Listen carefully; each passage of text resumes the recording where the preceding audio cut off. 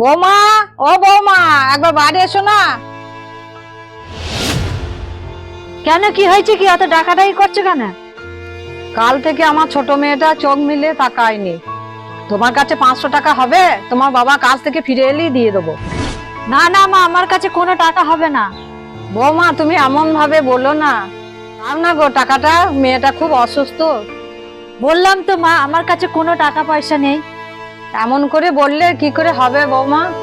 তোমার বিপদে আমি থাকবো আর আমার বিপদে তুমি থাকবে, এইটা তো স্বাভাবিক।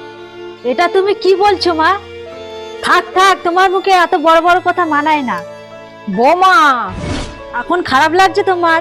মনে পড়ে সেই দিনের কথাগুলো, যখন আমি এইভাবে তোমার কাছে হাত পেতেছিলাম, তখন তোমার ছেলে হাসপাতালে বেডে কষ্ট পাচ্ছিল, এমনকি তোমার পায়েও পড়েছিলাম। তখন তো বাবার চাকরিটা ছিল, তাও একবার মুখ ফিরে তাকাওনি। ঠিক আছে বৌমা, তোমাকে আর কোনো টাকা পয়সা দিতে হবে না, আমি চলে যাচ্ছি।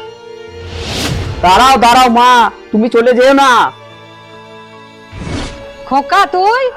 সেদিন তোমরা আমার সঙ্গে খারাপ ব্যবহার করেছিলে বলে ভেবো না যে আমি তোমাদের সাথে সেই রকমই ব্যবহার করব। চিন্তা করো না তুমি। এই নাও, এতে 2000 টাকা আছে। আমার ছোট বোনকে ভালো করে ডাক্তার দেখিয়ে নিও। না না খোকা, এ টাকা আমি নিতে পারবো না। মা, টাকাগুলো নিয়ে নাও।